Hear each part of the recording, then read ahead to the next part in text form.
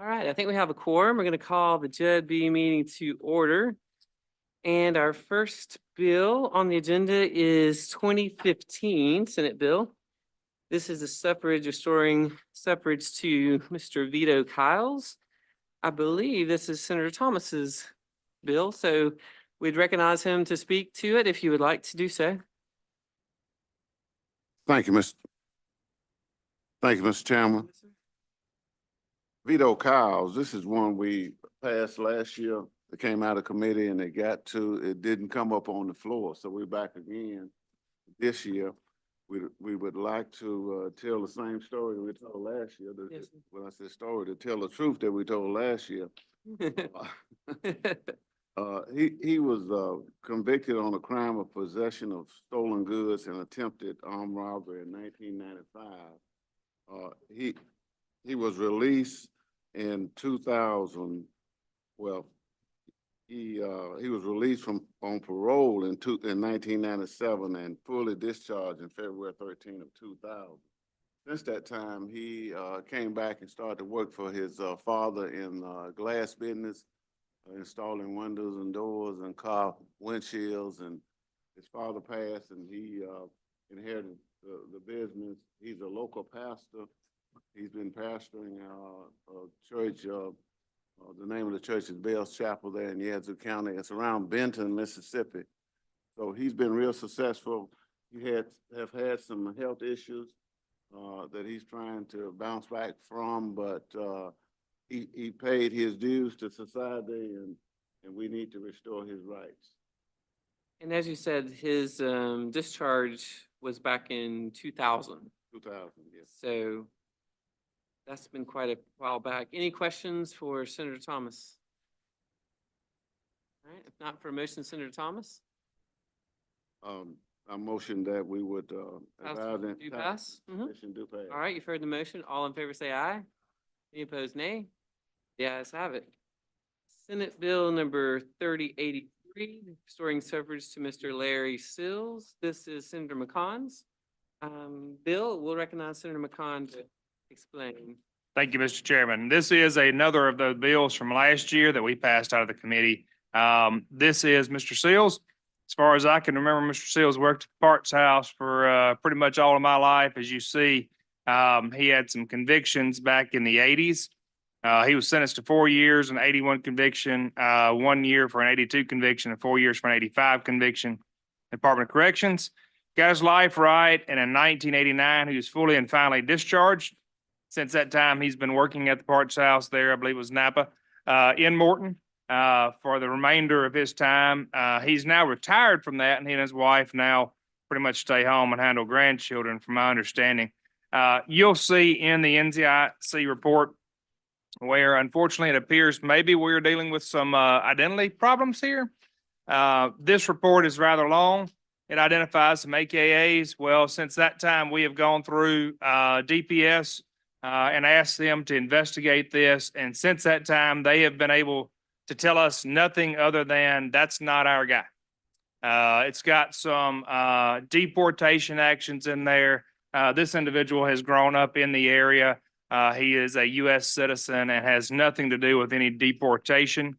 But it does appear maybe we're dealing with some type of identity problems there from an individual who is not from the United States.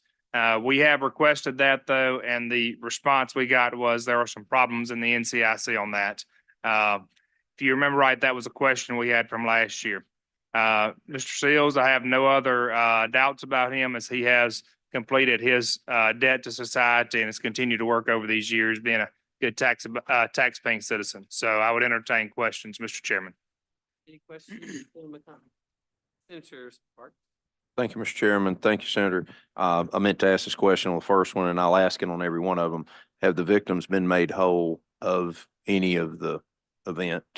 Yes, from my understanding, there was anything he owed on to debt from restitution was taken care of, and that's why he was fully and finally discharged. Thank you, Senator. Other questions? My motion would be title sufficient do pass. All in favor say aye. Aye. Any opposed, nay? The ayes have it. Thank you, Senator McCon. Next bill is actually the next two. We can do them back to back is 3222 and 3223.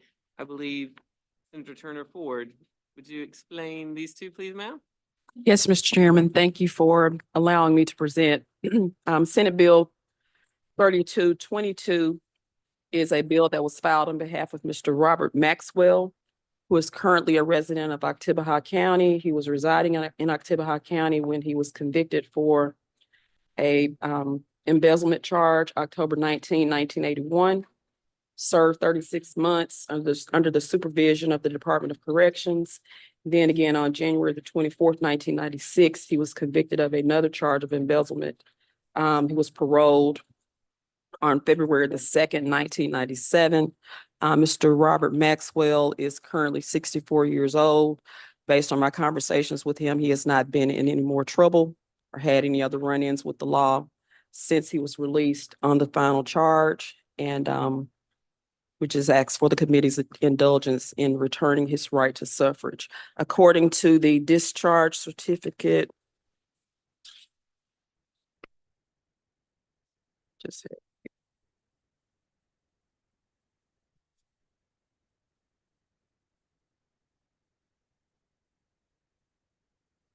maybe I don't see it, but this has been about 30 years ago for the most recent offense. Are there for questions? Any questions? Senator Ford, Senator Sparks? Same question. You know, that the case. As far as I know, yes, sir, by virtue of the release from MDLC. I would like to make sure before it comes up on the floor. And I guess the second question, the embezzlement charges, were these private funds or public? Private. Thank you. You're welcome. Any other questions? Motion passed 55, all in favor, say aye. Any opposed, nay. The ayes have it. Senate Bill 23, rather. Senator Turner. Thank you, Mr. Chairman. Senate Bill 3223 is a bill that was requested and filed on behalf of Mr. DeWitt Cooperwood of Oktibbeha County. And he is currently a resident of Clay County. The charge was false pretenses, communications across jurisdictional lines. He was sentenced to serve 3 years in the custody of the Mississippi Department of Corrections, was paroled November 3rd, 1994. Lives in the community, works. As far as I know, he's not had any other run-ins with the law. At least that's what he shared to me. He attends church. And we're requesting that his right to suffrage be restored. Any questions? As far as the criminal information that is, there was a representation made that he had demanded some money, same question, money paid, and if so, is that kid? I think the first, what he shared with me is this occurred twice and it was over $75. And so I guess was apprehended the second time. So there was no funds recovered from the alleged victim. That would be the short of it.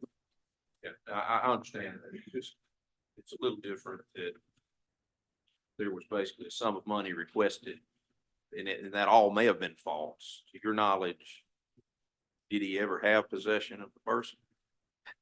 Not that I know, no, not that the person, this is, what was also shared with me is that this was a scheme where he and one of his friends contacted the friend's relative to try to get this money. Yeah. And, the first was a $75 recovery and the second was not completed.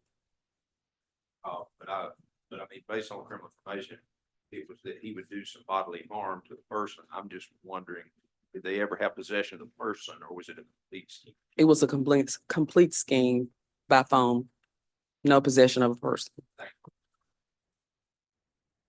Any questions? Say aye. Any opposed, nay? Okay, the ayes have it. Last bill on today's list, I understand we have a number coming to us from the House, maybe from a meeting they had today. And I think I've been contacted at least by one senator asking if they still had time to get bills introduced, and which, I mean, I guess technically there's not really a deadline except just the end of session, but I do know you have to get some information from MDOC, which could take a day or two. So certainly if any of those are out there, we need to let them know for sure to make every effort to get them in. The last bill is one I filed, Senate Bill number 3228. This one was from Walthall County back in 1977. There was a conviction for the crime of grand larceny, which he was sentenced to serve a term of years when the custody Department of Corrections. He has been released. I think it was so old. If you look on at the third page, there was a request for a discharge affidavit and NCIC on Mr. Barnes, that they were unable to locate any such information in the system. So I don't have a ton of information about this particular situation, but to answer Senator Sparks' question, we can reach out to Mr. Barnes. I don't have any specific information other than he called in requesting his suffrage rights to be restored, so I can try to follow up and see if the victims were made whole on that before we bring it to the floor. But that's really all the information I have, but I'll be happy to answer any questions if someone has one. Yes, sir. Senator Simmons. Thank you, Mr. Chairman, I guess my question is there any reason why we would think a charge that's 50 years old have not been fully discharged by MDOC? No, Okay. I do not think so. Okay. The opposite. I think it predates their current system. Yes. So they did request full NCIC. It's clear as far as that goes, but And I do have a motion at the appropriate time. Title petition do pass, Mr. Chairman. all in favor, say aye. Aye. Nay. The ayes have it. Thank you for your patience. Senator Thomas. Yes. Would it be in order for me to go back and allow Senator Sparks to ask me that same question? Certainly, absolutely. I would attempt to answer. You are recognized. Okay. You're too kind. Thank you. Later, but anyway, to my knowledge, this was attempted. This was a group of youngsters, and they was out smoking and all of that, and they attempted to rob. So nothing was taken.